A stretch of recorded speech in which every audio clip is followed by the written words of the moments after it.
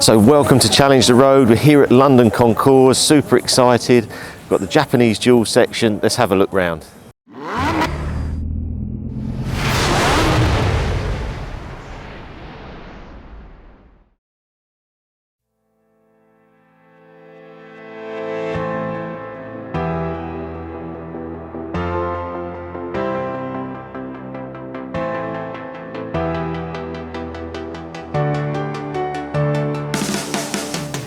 So let's start with the Mitsubishi Evo, Tommy Mackinnon. I had one of these, unfortunately sold it in lockdown, big mistake, but it's absolutely stunning.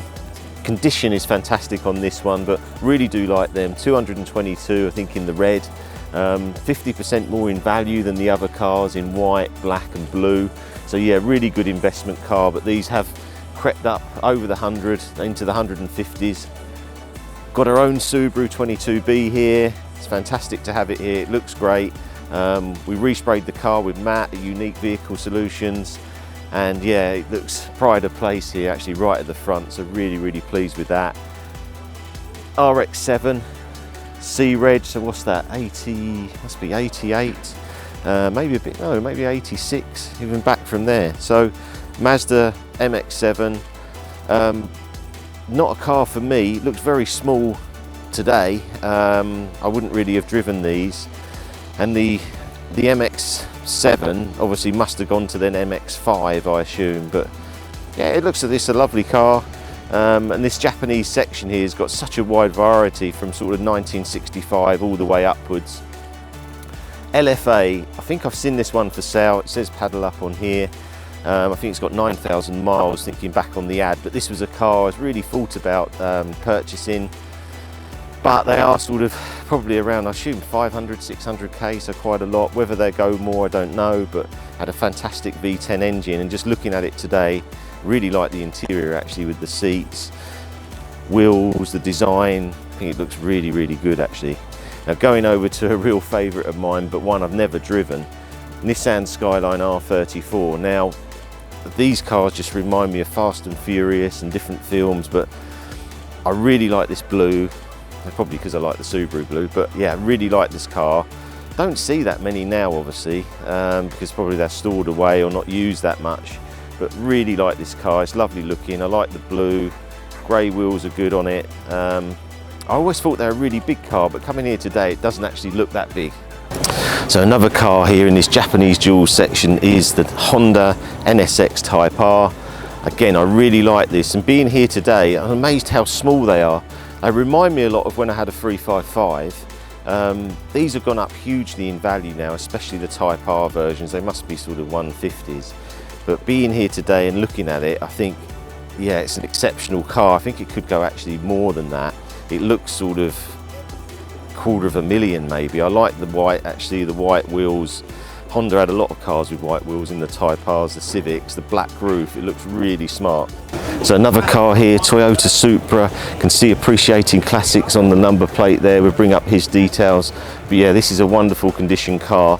And would you believe a low mileage one of these in America recently sold for £600,000, a 3,000 mile original car. I think it was a turbo car, and the turbo has a scoop, so this one may be a non-turbo, I think maybe a 3-litre V6.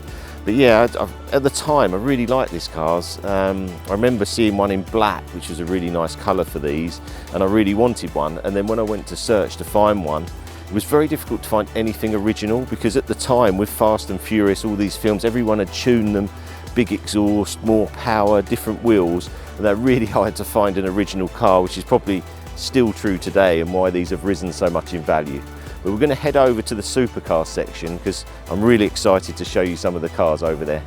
So I absolutely love this section, so let's go through one by one. But Lamborghini Countach, amazing car. Remember Cannonball Run. It's a lovely orange, actually, never seen one in orange, but I actually really like it. This is a 1990 example, racing gloves on the seats there. You know, my favourite car ever, Ferrari F40. These have risen so much in value now. I think that it's very difficult to get a car under 2 million, which is incredible, because they were always sort of, well, I looked at one, it was 300,000, then they went to 800 to 1 million, and then I feel like I've missed the boat now. They're 2 million plus. And you can see why. I mean, even though they made sort of 1,300 odd, they just look incredible. This was one of my picks. XJ220s, the 1992 in like a burgundy colour. Lovely seats in there. I don't know if they're all like that, but yeah, this is another one that they were like 300, 350, really on the rise. And being here today, it looks like a 750 car, which is what I said all along. Maybe because it's quite a long car, quite a big car, so you see more value. And this was almost like the ugly duckling of the Ferrari supercars, but now is the one to have, the F50. I think because the F40, it was the poster car and the lines, there's just hardly anything you would change. Whereas on this, maybe it's not quite all together from some angles, but looking at it today, I think it looks fantastic. And obviously to have a Formula 1 derived 4.7 engine V12 manual, I don't know what these are now. I mean, I don't ever see many for sale, but they've got to be 3-4 million now. And I remember looking at these at 600,000, maybe less than that at the time. So fantastic investment if you bought then, and it looks awesome today. Ferrari Enzo. Now, I've never been that into these, and I'm not sure why, whether it was just the era I was in or how it looked, but it looks a little bit like the roof's a bit high. I know it's supposed to be obviously one of the best ones. The reviews I always thought weren't great on the car. I remember Jenson Button had one and said that he didn't like the gearbox and different bits, but opinions can change over time. Being here today, I definitely have the F50 and F40 over this, but again, it's a V12. It's obviously got the founder's name, Enzo, so it's going to be hugely valuable. Love to drive one day.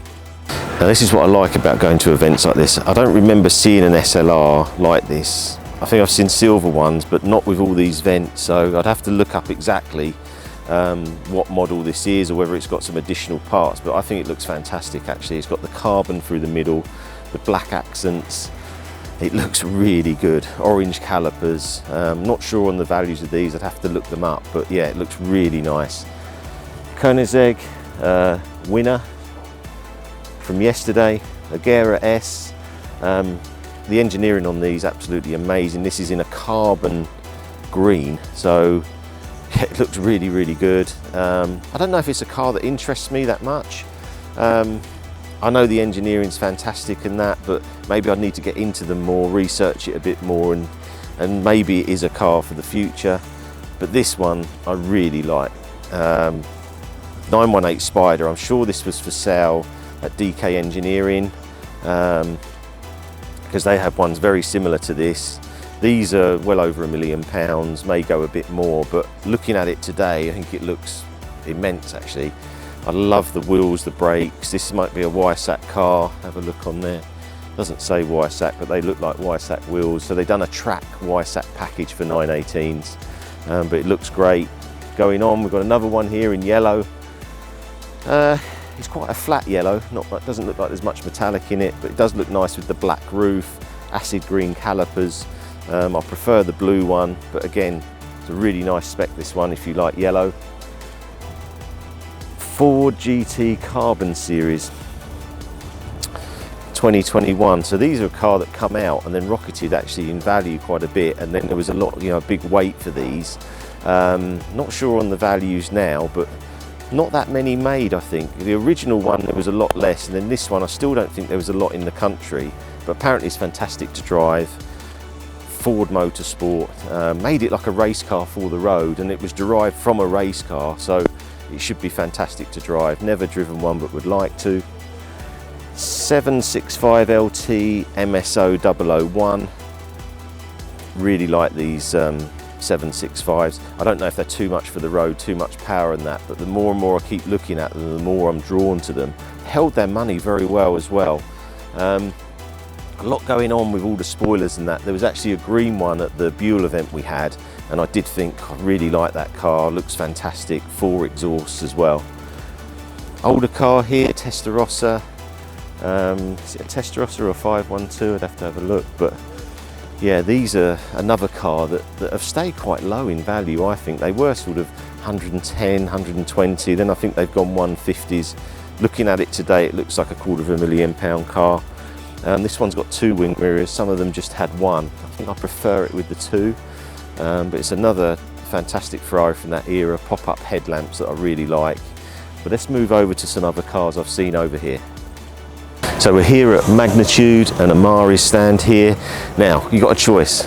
You can have STO Lamborghini 765 LT, both similar money. The McLaren might be a bit more, but what would you choose? Now, I've seen this car on Amari's website, and actually the red does look really nice. I think on the website it was obviously quite a bright day when they took the pictures. Does look good, nowhere near as good as purple though. This one, what's this, like a Miami blue? They may call it something different at McLaren. But this does look really good as well. Sam, I'm really liking these 765s. I don't know which one, if I was to choose one like now, I'm not sure, I may edge to the McLaren, but it may just be the colour of that. Maybe if that was purple, or like the SE30 over there, that type of sort of pinky paint. I think these need a really good colour on them. But yeah, today I'd probably edge to the 765. I think this blue, the carbon, I think it looks fantastic. I haven't driven one yet, I'd really like to. Let's just move over to a little car over here. Yeah, so this car intrigues me, SF90. Now when it come out, everyone was sort of, not slating it, but didn't sort of know exactly where it fits in. Is it, you know, it's a hybrid, 1,000 horsepower, and your sort of consensus was, would you have like even like a LaFerrari or this, because this was obviously so cost effective, because you're looking at say 400,000 or 500,000 against a LaFerrari at 3-4 million. So the reviews lately are saying this is absolutely magnificent to drive, and that wasn't the way on the first drives. Maybe it was different tyres or setups or early cars, but every review I see now, I see like an Angle C on Evo, it's the fastest car. He'd done a 1:10.8, fantastic time. Steve Sutcliffe done the driving on that day, he said he really likes the car. So it went sort of a little bit unloved, and now it seems to be coming back and people going, well, it is fantastic. So again, another car I'd really like to drive.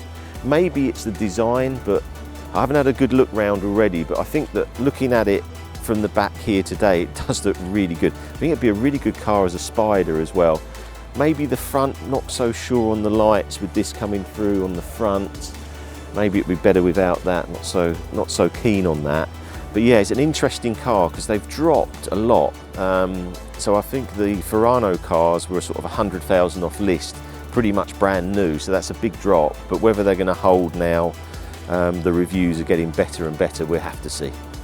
So this for me is a star of the show, SE30 Yota. I think there's 150 of these made, but the Yota version there was very few. But it's just the colour. This paintwork looks fantastic, and I think this is probably one of my all-time favourite cars with the F40. Oz Racing rims, obviously lightened down with the SE spec, and the Yota will probably have the engine upgrades. I love this on the roof scoops, but this for me is like the star of the show. If JM was here, it'd be, I don't know what he would do, he'd be getting a chair and sitting here with a beer and just having a look at this car all day, I think, because this is the one. These must be, I don't know, like £1 million maybe, I don't know. Even if you can find one and get one in this viola colour, yeah, it looks absolutely amazing. I'm really chuffed to see this today. So here we have the Bizzarini tribute cars, 24 being made, 1.65 million. They do look fantastic. I assume it's got a V12 engine. There's no one here at the moment, so I'm a little bit early, but I'd like to know more on these cars. But yeah, 24 being made, wooden steering wheel, lovely racing seats. Does look really, really cool, and I know it's a lot of money, but it reminds me like of the older Ferraris from that period, like the 250 GTOs, that type of car. But yeah, I don't know what it'd be like to drive. It should be actually pretty awesome, because Bizzarini and Yota, obviously they were the engine developers for Lamborghini. The Bizzarini engine was in the Murcielago SV that we have, and one of the last ones he built in that V12 era. So McLaren SLR, first car developed with Mercedes and McLaren. I remember the video of Richard Hammond racing against the Murcielago SV in Dubai. Fantastic video. I think it's had 4 or 5 million views now. But yeah, really like these. I think black does look really good. Normally they're in like a grey, a silver grey, but this black does look fantastic. I'd have to check on the prices of these again, because you don't see many for sale, and it's probably such a limited car. I can't believe there's that many made. But yeah, here today, this is a real showstopper. The sort of red, the dark red interior with the black just goes really well. So we're going to wrap up now here at the Hypercar section. But yeah, it's a great event this. So pleased to have our Subaru 22b here. But if you're an owner of cars like this, you can enter, get your car here, be a fantastic day. I'm looking forward to the rest of the day. It's the first time I've been here. I'm looking forward myself to just walking around and seeing everything. Just picked up these Ducati bikes here all in a row. They look absolutely fantastic. But yeah, if you get a chance to come here, got until Thursday to be here, but obviously it'll be on again next year. Thank you.